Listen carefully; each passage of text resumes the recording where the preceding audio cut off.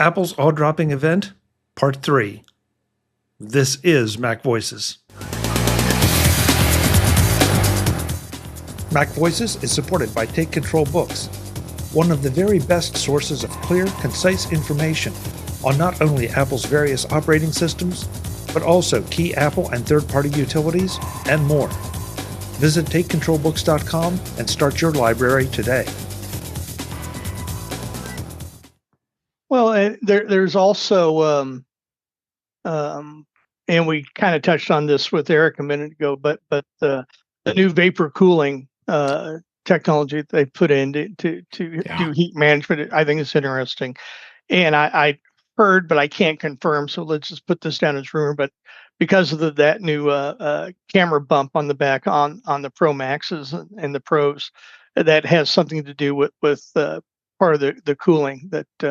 I don't know if there's a cause and effect here, or whether we got to do this so we can enhance the cooling on it, and also by doing that, they also enhance the capacity of the battery. They put a bigger battery in. They did. I think there's a lot of things that, like I said, makes this a very intriguing device and a intriguing upgrade. I think that the milliamps on the 17 Pro Max is going to be like at least 5,300. 5,400, where the Air was around 4,500, something like that. So it's slightly different, but the way the Air is managing the battery power is going to make it more efficient, because it has tools built into that specific model that they knew they had to do, because the first thing people were saying is, "Oh, you're getting a smaller battery, so you're going to have less battery life." That was the big thing that everybody's talking about. But I'd be interested to see where that management system works and how efficient it becomes as it goes out into the wild and people start reviewing it. But don't you think that's in the 17 or 17 Pro models, and they've just been silent about talking about it today? It's possible. I mean, both models are going to have the larger battery. The Pro Max, of course, will have the largest of them all, based on size, of course. So I have a humorous note. I'm glad I wasn't drinking coffee when they came out and they called it the vapor chamber. What the hell were they thinking? They've been accused of vaporware for all their AI stuff. This is absolutely a horrible name. Horrible, horrible, horrible. That didn't even occur to me, Mark. That's an interesting point, but I didn't even think about it. Well, I'm sure if you go out and search the Google blog sites, they're already talking about it. Oh, yeah. I mean, I was stunned when they're talking about their new cooling technology, blah blah blah. I thought, oh, this is really interesting. And when they say it's called a vapor chamber, I figured, WTF, guys, someone's asleep at the wheel there. You're going to get parodied on this, until the end of time. Yeah. I'm curious, somewhere in that last little discussion, the camera deck came up, or as I think it was Webb maybe said, whatever they're calling it. Does anybody have any thoughts on that? I mean, it seems like the cameras and the number of lenses and all the other things have always been a big question mark. People seem to really don't like that. And now we have a much larger band across the back, if you will, dedicated to the cameras. Big deal, little deal, just one more thing for people to complain about? I mean, again, don't bring up the Pixel 10. It has it too. I mean, there's other phones out there that are doing the same thing. So it's not like it's anything different than what anybody else is doing. I think it just the dissipation of cooling, it probably helps it by having it a little raised away from the body.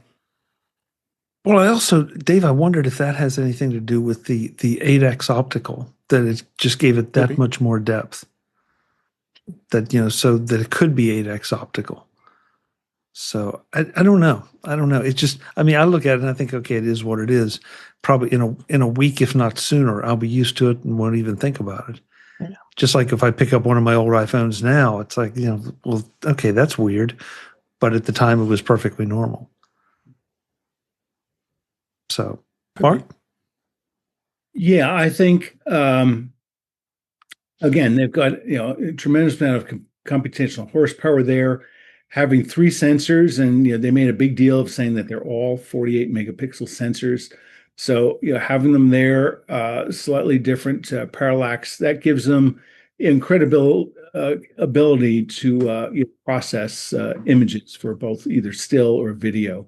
So the other thing I thought was significant, they talked about it across the product line, is now we have a square sensor, so you can take it. You don't have to rotate your phone horizontally if you want to take a landscape. It's just something you do with a control. So this is just continued advancement of their own technology, and they're clearly on this path of making these devices as capable as possible. To the point where I got a text from somebody who said, "Well, is Apple saying their new iPhone 17 Pro Max is for filmmakers and not for ordinary people?" So I think they're sort of hitting the high end of the aspirational market out there, certainly at these price points. And Jaws said something I thought was really just really stupid. He said, "Oh, it's amazing! We even took this video on our iPhone 17 Pro Max." Duh! I mean, you've been doing it for years. You sounded like you sounded dumb and stupid by pointing that out today, but maybe I'm being critical because that guy's looking older and wearing glasses, so it's not the Jaws we act that we know of old, but none of us are getting younger with the passage of time. But I think the thing I really missed was, this was, except for maybe some of the translation and language features on the AirPod, this was a very much just more hardware, more specs, more speeds, more feeds. Not really focusing on what new cool stuff you can do and why and how it makes your life better. It's just, I mean, it seems to me that for whatever reason, Apple has become bad at software development, and they're not adding new functionality, so all they have to talk about is speeds and feeds and specifications. What do you all think? I may be too critical, but I didn't see anything here again, except for the AirPods. I didn't see anything here that would excite me to buy a new phone until sort of I'm at the end of my 4-year replacement cycle, because they, other than improvements in cameras and things, they really don't seem to do anything dramatically new and different, to make me want to, upgrade sooner. But the AirPods, Pro, that has something really new and different. And, these, and I know I'm jamming a lot of thoughts here, but these pre-recorded venues seem to be, just a spec dump.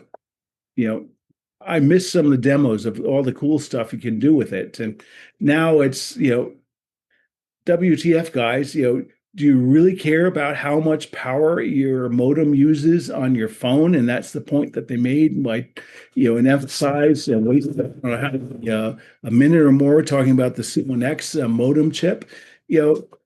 Guys, get back to, the thing Tim Cook likes to say, we focus on, we ask ourselves, how does this product make people's lives better? And maybe they do that internally, but their outbound communication isn't there. So they need to do it more. Try to rein people in, get them into your ecosystem, by showing them new cool stuff you can't do in Google. Talking about, we have this brand new chip and each of the GPU cores has its own AI accelerator. What does that mean? Why are you wasting your time and my time talking about it unless you show me a practical reason that makes a difference? My apologies. Okay, so I don't agree with a lot of what Mark just said, but I want to hear from everybody else. I do think some of the things were relevant. They explain why we're getting some better battery life, but web hardware, Chuck. That's hardware. That's what can you do that's new and different with the phone, functionality wise? That's my point. Functionality wise, my phone will work longer. I mean, that's easy. It's if it gives me 20 more minutes, that's 20 more minutes I can do something with my phone before I have to plug it in. So battery life is really seriously relevant. and I don't mind them explaining to me why I can get more time, along with the larger battery and some of the other things we talked about here tonight. Webb? Yeah, just a couple of things. And I know that David, you're on this, and Chuck, you are too. I'm on the iPhone upgrade program. So I'm going to get the new phone anyway. It's just the program that I'm in. Do I have to? If I was not in that program itself, would I be getting the new phone? Mark, I understand your point that I haven't seen anything that is just groundbreaking. Okay, but I've seen that with some of the other things that Apple's done that I think is very cool. I just haven't found the practical use for AirVision Pro. And there are gentlemen here that who I respect greatly, and they like it a lot. I just haven't found the use case for it. Let me get back to the phone though. I do think, like Chuck said, I think the extended battery life, I think the cooling significant. I think, but these are all hardware things.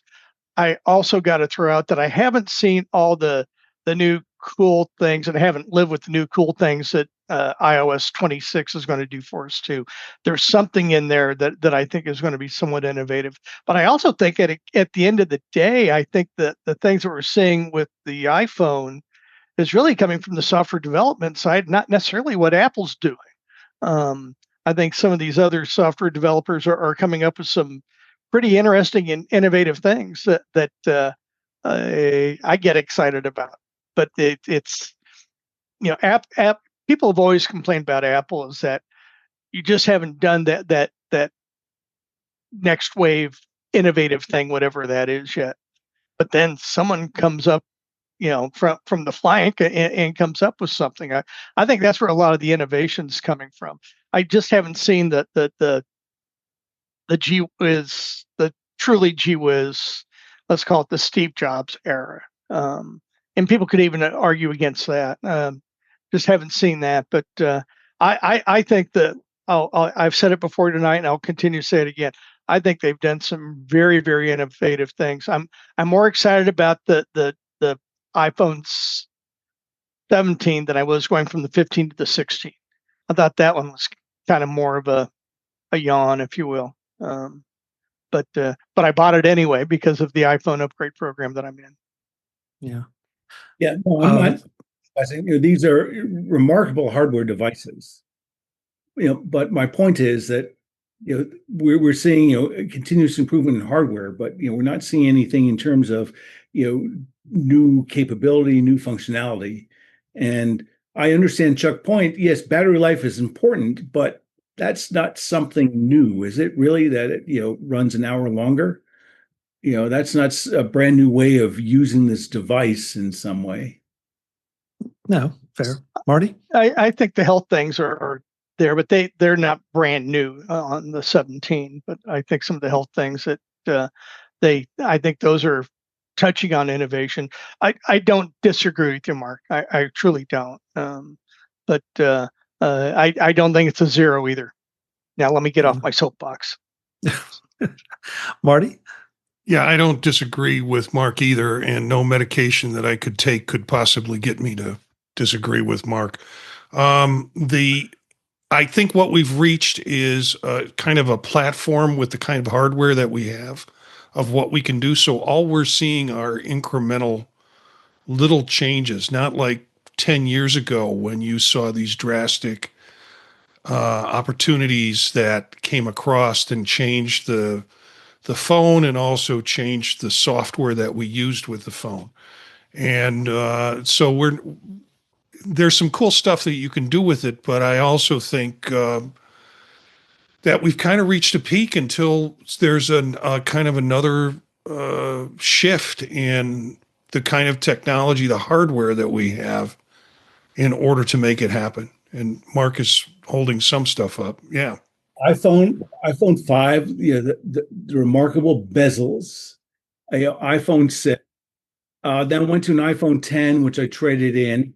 then an iPhone 12, which we traded in. And now I'm, have an iPhone 12 Pro Max, and now I carry an iPhone 16 Pro Max, and I'll probably do that for until iPhone 20, because that seems to be what my upgrade cycle has elongated to, just because the changes between generations are de minimis, and after four generations, significant. I think the convenience of upgrading every year has kind of taken the wow factor out of it too, for us. And frankly, the keynotes are not for the general public. I don't know anybody in my office that ran home to get to their house by 1:00 to watch the keynote from Apple. It's really for nerds like us. Nerds like us. Brian. Yeah, so I know for me, it was definitely looking at a more mature product line, one that has the iterations and improvements. The way I looked at it was, I know last year I went ahead and jumped over to the Pro line instead of the standard line, and for a couple of reasons. For me, I knew I wanted to upgrade maybe a little slower and not upgrade instead of waiting 2 to 3 years, instead going 3 to 4 years. And similar to when I was mentioning and talking about the watch earlier, when you skip 2 generations, 3 generations, 4 generations, then you really do see a lot of those, a lot of those compounded changes that come up later on.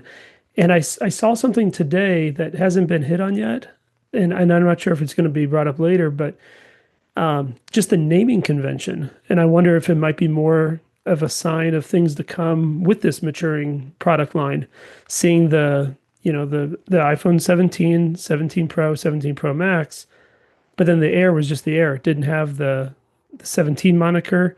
And I'm wondering if we're moving towards like the naming conventions that you see in the iPads or the Macs, where it's named maybe after a year or maybe after a particular chip that's in it.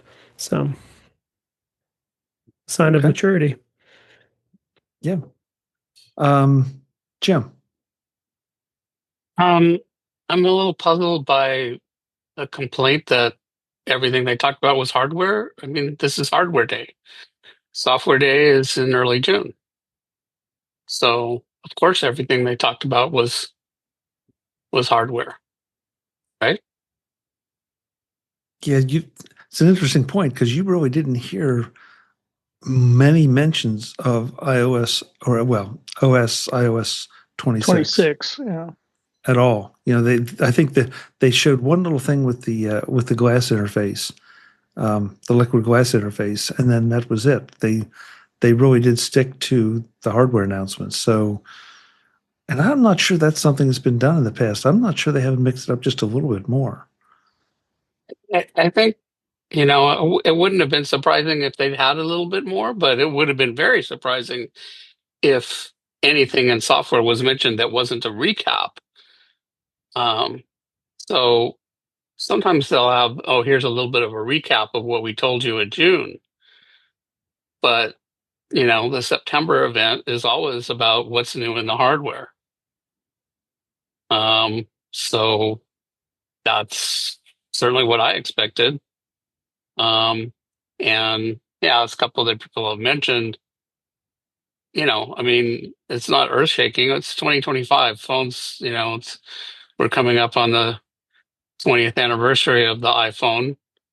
It's not going to be revolutionary. And then the flip side is when they come out with something revolutionary like Vision OS, the Vision Pro, people are like, oh, well, why are they making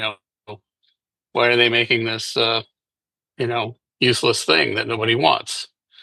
So damned if you do, damned if you don't. I want that on a t-shirt. Eric.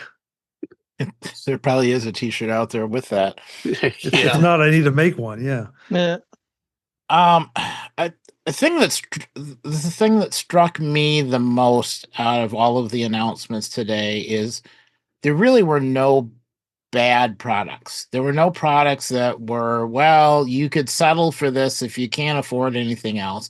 Everything that they announced and came out with was really solid. It wasn't well, we took this thing from 8 years ago and knocked the price down, and you can use it if you have to, but you really, if you really want to do something, you really want one of the other phones. Every single thing, every choice offered, I wouldn't have no problem using the item. Yeah, there's some specific cases where one is a little bit better choice than the other, but they're all solid. They're all reasonably fast. They're all quality products. That to me is unusual. There's always been something where you had to settle for something less. There's some compromise made to hit a price point, and I didn't see that this year. Agreed. I felt like this was a solid set of announcements, a solid set of upgrades. To Mark's point, to be fair, there were a couple things that got me excited because I could see them for my personal use case. But that's the evaluation everyone's going through. The idea that I could take a landscape picture and no longer have to turn my camera landscape is I'm anxious to see exactly how that works out. The idea that I could use the front-facing camera now to shoot decent video with it as opposed to the back camera. I mean, the back camera is always going to be better, but I can give perfectly adequate video out of the front-facing camera now, and that really excites me because it's always been a bit of a challenge to hold up the camera or put it on a tripod and then try to figure out where you are or outguess it, as opposed to now being able to just flip it around and say, okay, it's not going to be as amazing, but it's going to be good enough for my use case. So I felt like and I'm just trying to look here. The zoom, I'm anxious to play with the zoom. We've already talked about that. The ProRes RAW capture, I want more details on that as to which camera it works with. I think they said it works with all three of the back cameras. I doubt it'll work with the front. More battery life. There's a lot here. And I'm being selfish and looking at it from my standpoint. If you want a cool new feature, man, that the translation thing with the AirPods, there's a cool new feature that we haven't seen before. We saw some devices at CES this year that could do some of those things, and I fear for their lives now because this puts it inside the Apple ecosystem in a bit more elegant fashion than at least a couple of the options we saw. So, I don't know. Eric, I'm sorry, I'm missing the point of what you said in our private chat. So, to an extent, Mark's right that they didn't talk about how you use these in cool use cases and everything. But once the products ship, we'll then start seeing a bunch of ads. Oh, hey, we now have this phone, and here's this neat thing somebody's doing with it. Let me tell the story. And articles and YouTube videos saying, oh, hey, here's this other new neat thing, some done by Apple, some done by, reviewers. And then, going into the holiday season, some additional Apple ads, I suspect, as well. Barry in the chat room says, I wonder if we'll be able to use the front-facing camera for a webcam via continuity camera like we've been able to do with the main camera. I don't know. At 18 megapixel, that's great, but and it's that's interesting because then you could really monitor yourself. Yep. On that screen as well as whatever you're using it in. Dave, you went quiet on us.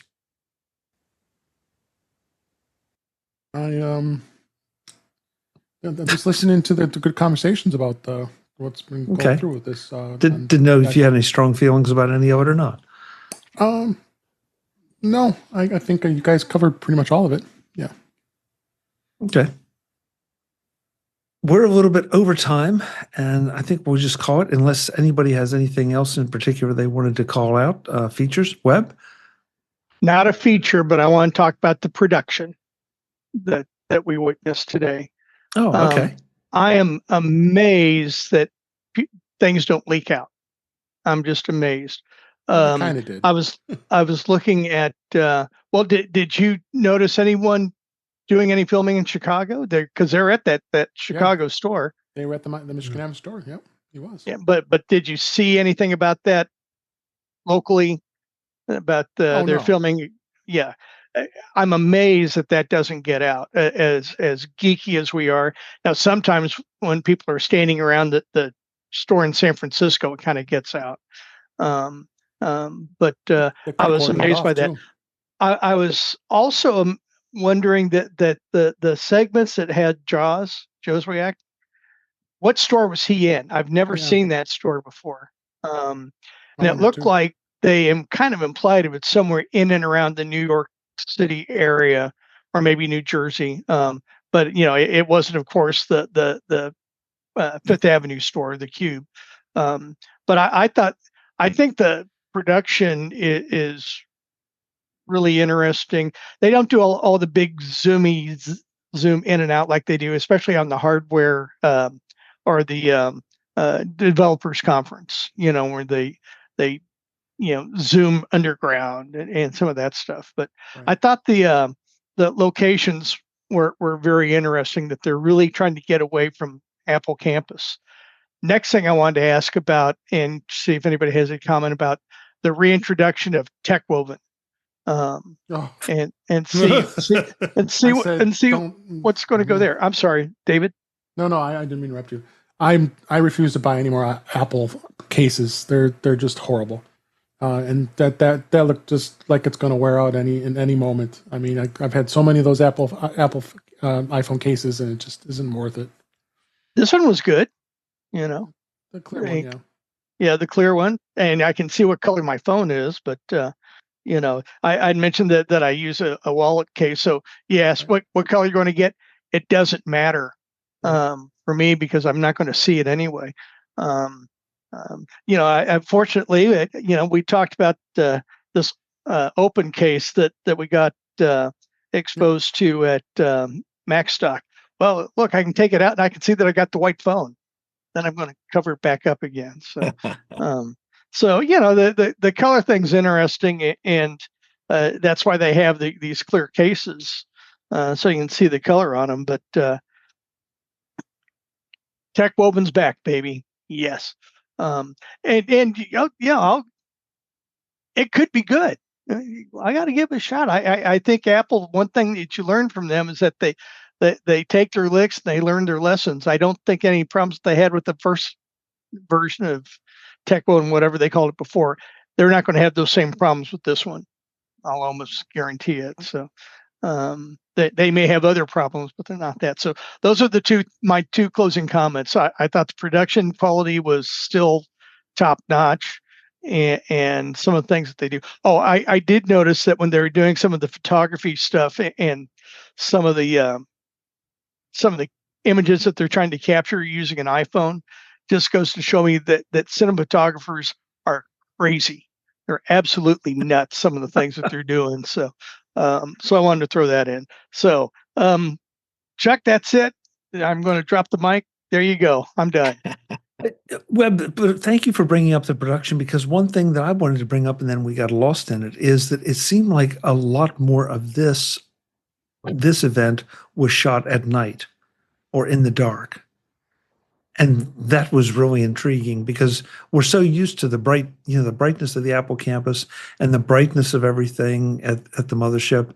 And, here we had some scenes, down along the waterways and in different places. And it set a completely different tone, and not a good one or a bad one, just a different one than we've seen. It wasn't quite as much, oh my God, rah, rah, rah, this is unbelievable with fireworks. It was just, this is really, really unbelievable. Like the best iPhone ever. Yeah. We heard that again. So.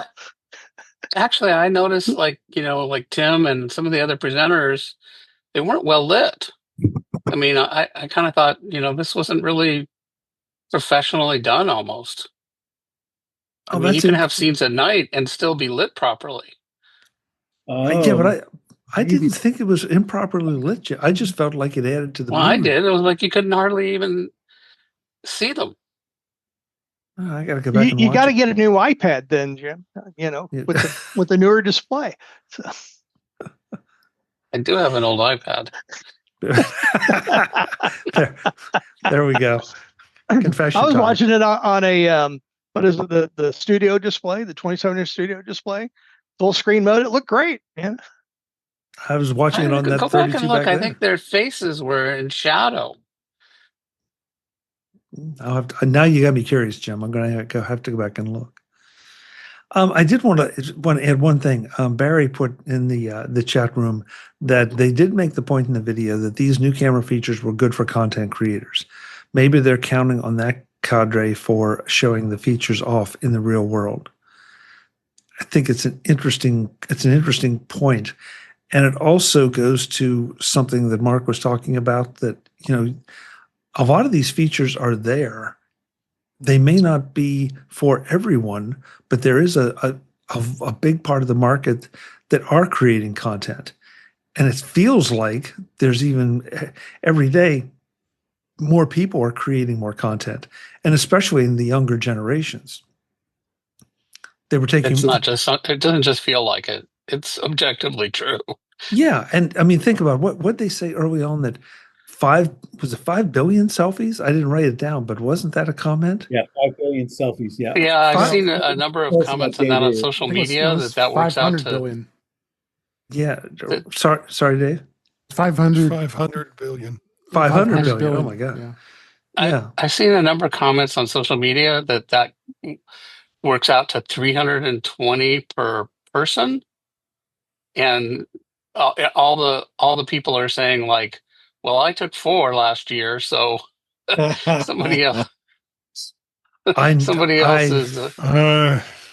I know a few that they take that many in 2 days.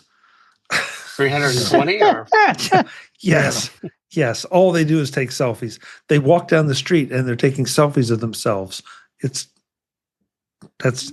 another generation, and that's great. But they seem to be a bit self-involved. If the Apple's number is accurate, then that works out to almost 1 a day for every iPhone user. Well, Jim, you gotta get your contribution up. You got to start shooting those selfies. I didn't say what my contribution was. Yeah, we a selfie with each hat, Jim. There you go. Oh, guys, thank you for this. This was a lot of fun. I think it's always interesting that we've only had a few hours post-show, and so we haven't had a week to analyze things. And so, we'll be talking about this more as we learn more going along. But I appreciate everybody's initial observations. My take is only going to get worse over time. Why are you so grumpy, Jim? Come on, lighten up. AirPods don't work. Oh, well, yeah, that's a problem. Let's go around, find out where folks can find you after this, and then we'll get to it. Mr. Ginsburg, thank you for being here. Where can folks find you? Thanks as always having me. You can find me at InTouchWithIOS, InTouchWithIOS.com, YouTube channel InTouchWithIOS.com, YouTube.com/InTouchWithIOS. I am on Vision Profiles on Monday nights with Marty and Eric. We have a blast doing that show. Here on Tuesdays, we record In Touch with iOS on Thursday nights, 7 p.m. Central, 5 p.m. Pacific. I'm on the Mac show of the British Tech Network on Fridays, as well as social media, Blue Sky and Mastodon at DaveG65. Thank you. Thank you, Dave. Marty Jencius, thank you so much for being here. I really appreciate all your efforts to stimulate the economy by taking even a second job to do so. Where can folks find you? It got worse during this show. I now have 4 phones in my bag. Because you got to get up iPhone Pro Max now. Thank you, guys. You can find me, Jencius, Jencius, at mastodon.social or at Blue Sky. Projects that I do are found on the podtalk.net, and there are some new projects coming up that you can find at the website, the podtalk.net. We do Vision Profiles on Monday nights with Eric and Dave at 9 p.m. Eastern Time, youtube.com/@ Vision Profiles, and then Tuesdays here with this great group, Thursdays with Dave on In Touch with iOS, and occasionally Fridays with the British Tech Network and the Mac Show. Great. Thank you, Marty. Brian Flanigan-Arthurs, you look terrific. Keep it up.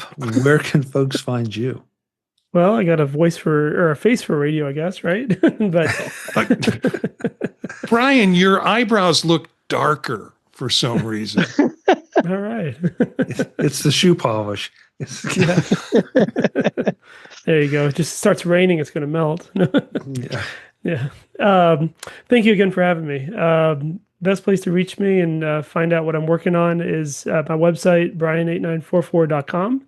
And do invite everyone to always check out and subscribe to On the Desk of Brian, a bi-monthly podcast that comes out.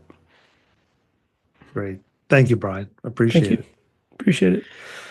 I have a prediction about next week. I predict that Jim Ray is going to show up in a Stetson. On a Stetson. Well, you have a whole week to go and find one. So there's a story. Yeah. I would have worn this out a long time ago, but it doesn't work with an AirPods Max. Oh, yeah, that's true. Where can folks find you, Jim? I've got my other hat here. Yeah. I like blue hats, see? Yeah. Well, everybody here seems to be on 15 podcasts and all that, this and that. I know, except for Webb. Webb, you and I, we're keeping the averages down. So you can find me nowhere. I am not on any other podcast. I am write no articles. I'm just here. You want to see me? Tuesday night, MacVoices. That's it. Okay. That's good. You're under exclusive contract here. I like That's it. right. Webb Bixby, thank you so much for being here and sharing your Ferrari knowledge, among other things. We want an update next week. But until then, where can folks find you? I'm looking for a truck. There. Now you said it. So, and maybe we'll have more room next year at MacStock if I have a different vehicle that has more backseat legroom in it. So until then, you can find me at where I like to hang out, and that is at Blue Sky. So Webb Bixby, WEBBIXBY, at BSKY or whatever. Blue Sky, Webb Bixby. You can find me there. Great. Thank you, Webb. Appreciate it. Hey, we have breaking news. Eric Bolden has decided that he's getting a 17 Pro Max. Is that confirmed, Eric? Yeah, I looked at all the things and then I realized, I do actually shoot a bunch of video. Yep. Are you getting pumpkin spice, Eric? Oh, I'm going with the orange. The orange. Oh, that's the important one. Yeah. Okay. Yeah. And then I realized, I also need spatial video recording. So it's Pro Max or because the Air doesn't do that. So yeah, that decided it for me. Okay. You're welcome. So the show helped. I took everything arranged behind me and said, okay, I'm getting the new Ultra watch and the orange phone right there. All right. That's great. We're glad we could help. Where can folks connect with you, Eric? Waiting in line at the Apple Store, evidently. No, I can be found on Mastodon at EABOLDEN at mas.to. Otherwise, Monday nights on Vision Profiles in virtual OS land. Tuesdays, of course, here on Mac OS land, plus other news. And on Thursdays on In Touch with iOS, covering all the iOS, iPad OS, and Vision OS. And yeah, that just gets all my OSs throughout the week. And it's about ready to get more exciting because next week it all changes. I can hardly wait. Okay. The enthusiasm is infectious. Thank you, Eric. Mark Fuccio, last but not least, thank you for being here. I love it when you and I disagree because then we have things to talk about. Where can folks find you? Chuck, I love debating with you, and we can agree to disagree, and it doesn't bother me if you're wrong. Oh. But anyway, I'm like, I echo Jim's comments. I'm here occasionally. I'm on other podcasts, but this is my regular hangout spot. And the best way to find me is on LinkedIn or on X at Mark Fuccio, MarkFuccio. Great. Thanks so much. Hey, I want to say a special thank you to the chat room. We had Barry in there. We had Cletus. We had Craig. Cindy was there. I think I may have missed some others, and I apologize if I have. Those are just the most recent commenters. It's always great to have everybody in and sharing your thoughts and agreeing or disagreeing with us. That's part of the fun of this. So thank you so much for being here. Folks, you could be in the chat room agreeing or disagreeing with us. Tuesday nights, 8 p.m. Eastern, youtube.com/MacVoices TV. We will see you next week. Until then, and as always, thanks for watching.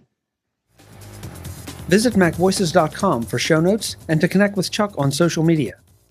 Get involved in our Facebook group or like our Facebook page, and get more out of your Apple tech with MacVoices Magazine, free on Flipboard and on the web. And if you find value in it all, consider supporting us through either our Patreon campaign at patreon.com/MacVoices or by making a one-time donation via the PayPal link on our front page and in the show notes of each episode. You will join these fine people who help bring you Mac Voices.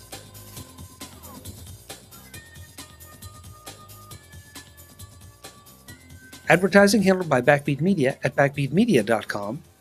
Bandwidth provided by CacheFly at cachefly.com.